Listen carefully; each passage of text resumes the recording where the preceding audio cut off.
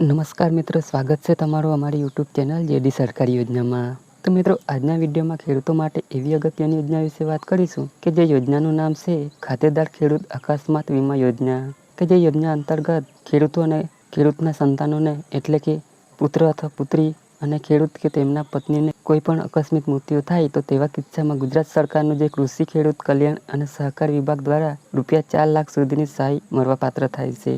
પરંતુ મિત્રો, આપણે ભગવાનને પ્રાર્થના કરીએ કે આવી વિકટ પરિસ્થિતિ ઊભી ન થાય, પરંતુ છતાં પણ કોઈ સંજોગોમાં આવી કોઈ પરિસ્થિતિ હોય ત્યારે તે ખાતેદાર ખેડૂત અથવા તેમના સંતાનોને અકસ્માતના કિસ્સામાં ગુજરાત સરકાર દ્વારા સહાય મળવાપાત્ર થાય છે. તો મિત્રો, આ યોજના વિશે તમામ માહિતી આપણે આ એક જ વિડીયોમાં મેળવી લઈશું. પરંતુ મિત્રો, તે પહેલાં વિડીયો ગમે તો લાઇક અને શેર કરી દેજો.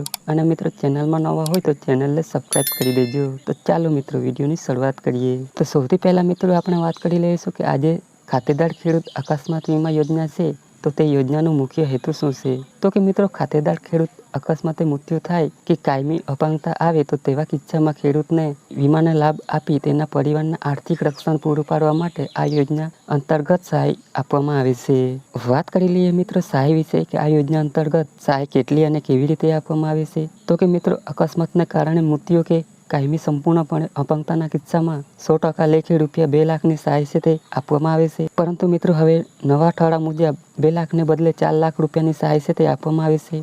ત્યાર પછી મિત્રો, અકસ્માતને કારણે 2 આંખ અથવા તો 2 અંગ અથવા હાથ અને પગ અને 1 આંખ અને 1 અંગ ગુમાવવાના કિસ્સામાં પણ મિત્રો 100% લેખે ₹2 લાખની સહાય છે તે મળવાપાત્ર થાય છે. ત્યાર પછી મિત્રો, અકસ્માતને કારણે 1 આંખ અથવા 1 અંગ ગુમાવવાના કિસ્સામાં 50% લેખે ₹1 લાખની સહાય છે તે મળવાપાત્ર થાય છે. તો વાત કરી લઈએ મિત્રો આ યોજનાના નિયમો અને યોજનાની શરતો વિશે કે મિત્રો, આ યોજનાના લાભ મેળવવા માટે નિયમો કેવા રહેશે અને તેમની શરતો કેવી રહેશે. તો કે મિત્રો, આ યોજનાનો લાભ છે તે ગુજરાત રાજ્યમાં રહેતા તમામ ખેડૂત ખાતેદારોને મળવાપાત્ર થાય છે.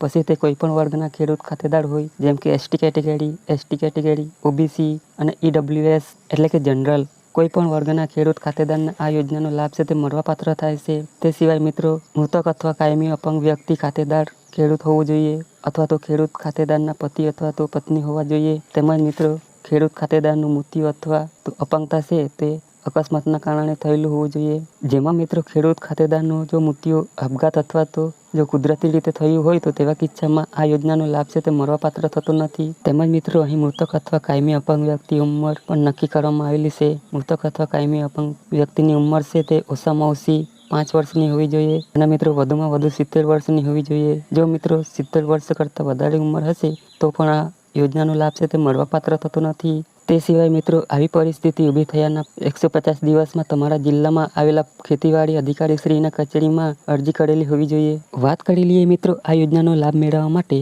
તમારે અરજી ક્યાં કરવાની રહેશે. તો કે મિત્રો, તમારા ગામના ખેતીવાડી વિભાગના ગ્રામ સેવક શ્રી અથવા તો તમારા તાલુકાના વિસ્તાર અધિકારીશ્રી અથવા તો તમારા જિલ્લા ખેતીવાડી અધિકારીશ્રીની કચેરી ખાતે તમારે અરજી કરવાની રહેશે. અને મિત્રો, તમારા જિલ્લા કચેરી ખાતે અથવા તમારા ગામના ખેતીવાડી ગ્રામ સેવક શ્રી પાસે આનું નિયત અરજી ફોર્મ તમને મળી જશે. વાત કરી લઈએ મિત્રો, જ્યારે તમે અરજી કરવા જશો તો ત્યારે અરજી ફોર્મ સાથે કયા કયા ડોક્યુમેન્ટ જોડવાના રહેશે. તો કે મિત્રો, આધાર કાર્ડ છે, ત્યાર પછી 7, 12 અને 8 અથવા ગામ નમૂના નંબર 100 એટલે કે હકપત્રક અને જે તે ખેડૂત ખાતેદાર અને સંતાનનું પેઢીનામું છે.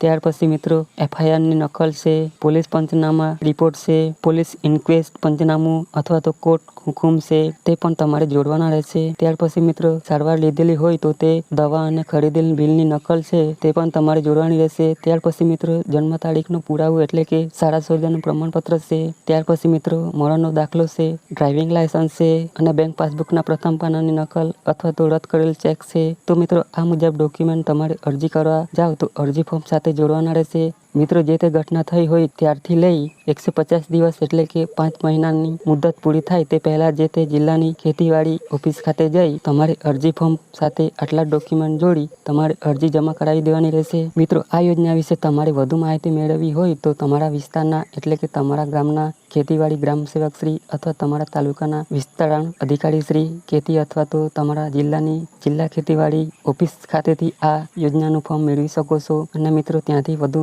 વિસ્તૃત સ્થળપૂર્વક માહિતી મેળવી શકો છો. મિત્રો, આ આધાર પુરાવા રજૂ કર્યા પછી ટૂંક સમયની અંદર જે તે ખેડૂત ખાતેદાર કે તેમના વારસદારને આ યોજના અંતર્ગત મળવાપાત્ર રકમ તમારા બેંક ખાતામાં જમા કરી દેવામાં આવશે. તો આવી રીતે મિત્રો, ખાતેદાર ખેડૂત અકસ્માત વીમા યોજના અંતર્ગત તમામ ખેડૂતો અને ખેડૂતના સંતાનોને ગુજરાત સરકાર દ્વારા આકસ્મિક મૃત્યુ થાય અથવા કાયમી અપંગતા ધરાવતા ખેડૂત ખાતેદારને અથવા તેમના વારસદારને આર્થિક રક્ષણ પૂરું પાડવા ₹4 લાખ સુધીની સહાય મળવાપાત્ર થાય છે. તો મિત્રો, આશા રાખું છું વિડીયો પસંદ પડ્યો હશે. જો મિત્રો વિડીયો પસંદ પડ્યો હોય તો લાઈક અને શેર કરી દેજો અને મિત્રો ચેનલમાં નવા હોય તો ચેનલને સબસ્ક્રાઈબ કરી દેજો.